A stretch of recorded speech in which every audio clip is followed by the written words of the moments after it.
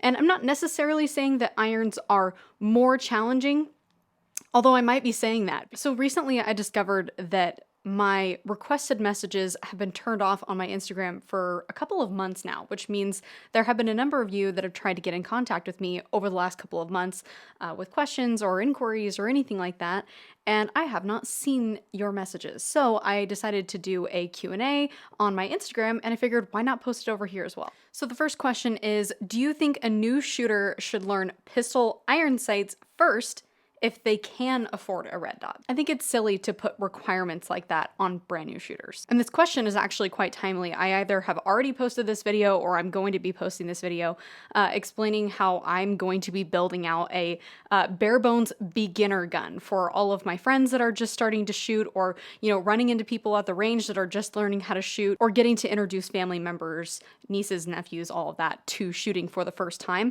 And my bare bones beginner gun is going to absolutely be a suppressed 22, and it will absolutely have an optic on it, because I don't think that it makes any sense to make things more challenging. And I'm not necessarily saying that irons are more challenging, although I might be saying that, because you have to align multiple things and understand what your eyes are supposed to be focused on when you're trying to manage iron sights. And you can simply tell a beginner shooter, hey, I need you to just put that dot wherever you want the bullet to go, and I need you to just focus on the target. Don't focus on the dot. I want you to be able to see the target clearly, and then just put the dot wherever you want the bullet to go. It's a really simple sighting system, and I think it makes a lot of sense for beginners. Have you tried the Tenacore Zero belt? Just had a week with it. It's okay. Otherwise, I've used Core or Next. So I don't really use belts for concealed carry. I've been using the Enigma for a number of years now. Full disclosure, I work for Filster Holsters, but my opinions are my own. I came to their product as a customer. I think it's really important to disclose that kind of stuff to you guys, even though I disclose it in every video that it comes up in. Maybe you didn't see that video, and I think that disclosure is important, transparency is important. But yeah, I've used the Enigma for a number of years. I have never really been able to find carrying on a belt to be very comfortable. I find I need a little bit of stretch in my belt to alleviate any lower back pain that I, kind of experience when I carry with belts that don't have any stretch to them. So I don't have any experience with Tenacore Zero belt, just as I don't have experience with Core Next belts. However, I do have a lot of you message me about all of those products, so I do have some kind of sample size just on personal opinion. And I found that the consensus seems to be that Core and Next belts are just too stiff in order to get, optimal concealment, specifically in the appendix carry position inside the waistband. You want a stiff belt for outside the waistband, but not necessarily ideal for inside the waistband. Why do you use the striker control device on your Glock? I do have a video about the striker control device, and I'm pretty sure I explain in that video why I use a striker control device.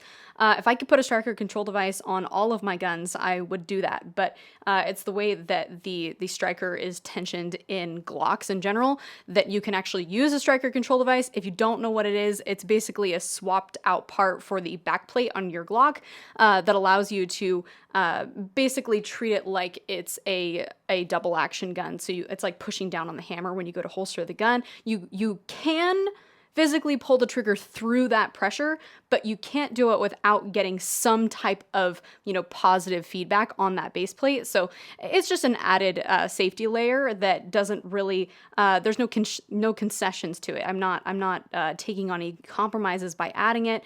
It doesn't change the way the gun functions or anything like that. Just adds another layer of safety for me. I can get feedback from it when I'm holstering the gun. Do you use a shotgun for home defense?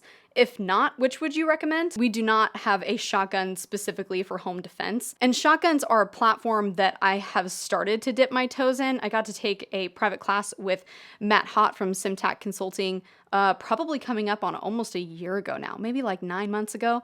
And that was absolutely awesome. I'm so glad that I got to get my first kind of dipping my toes in the water with shotguns with Matt. That was perfect.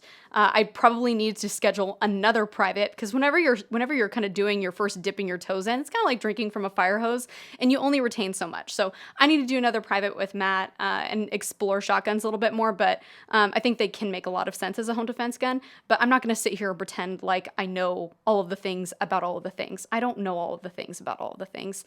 Shotguns are really, really interesting to me and I want to know more things about them, but I'm not the person to give you advice on that. Have you tried the Staccato CS 2024 yet? I haven't tried, well, no, I was gonna say I haven't tried any Staccato pistols.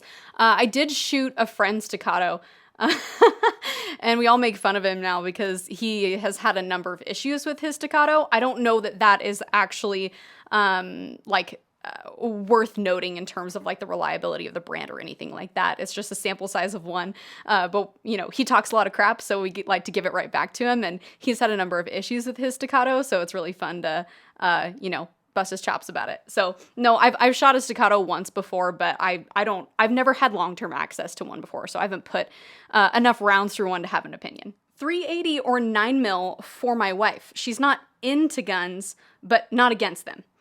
So 380 or 9mm for your wife. It really just depends on the gun, and it depends on what she wants. So I think that my husband did this process right. If you don't know, my husband introduced me to firearms, to concealed carry. He has been doing competitive shooting since he was a teenager. It's a big part of his life.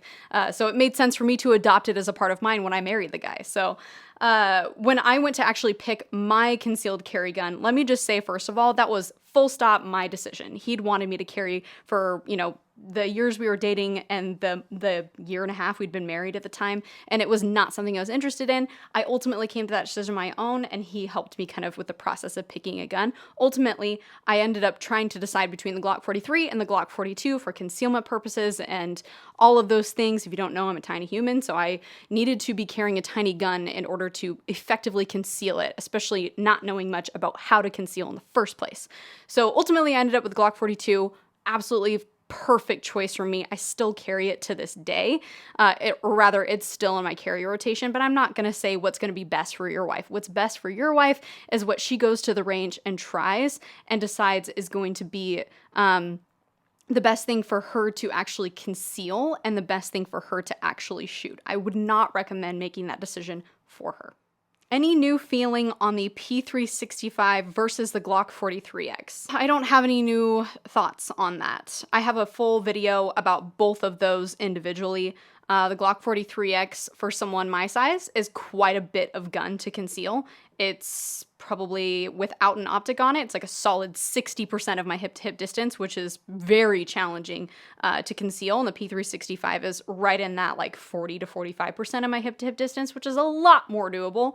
So for me personally, I'm going to continue to lean towards the P365. However, I will say, and I think this question kind of got asked again later, I've not had any reliability issues at all with my P365 or the P365 XL that's in our household.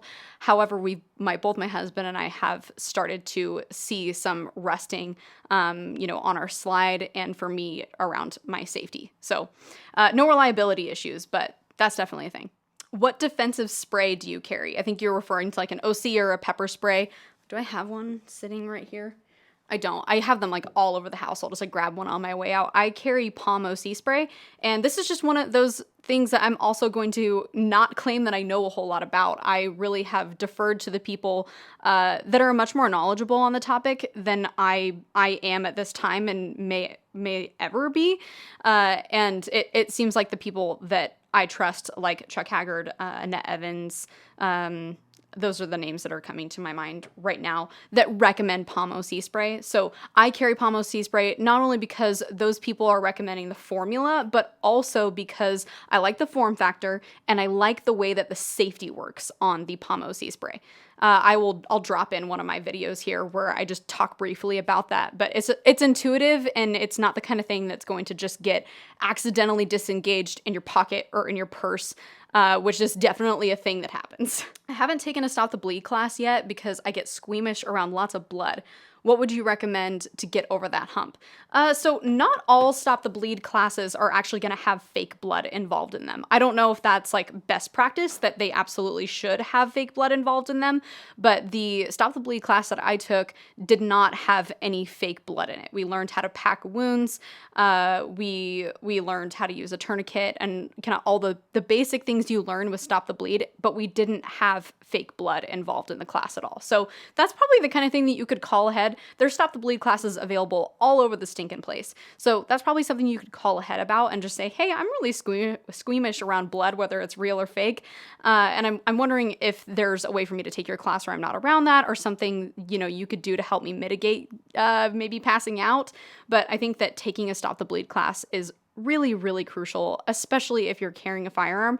And I say especially because you're carrying a firearm for not really any good reason, because quite frankly, taking a Stop the Bleed class is going to be applicable to literally every single person on this planet, because we're encountering people that are getting in car accidents. Maybe we have an accident with just, power tools around our house, or even like lawn care tools, things like that. Accidents can happen, and knowing how to manage bleeds is incredibly important. Do you ever open carry? Absolutely not. I do not ever open carry.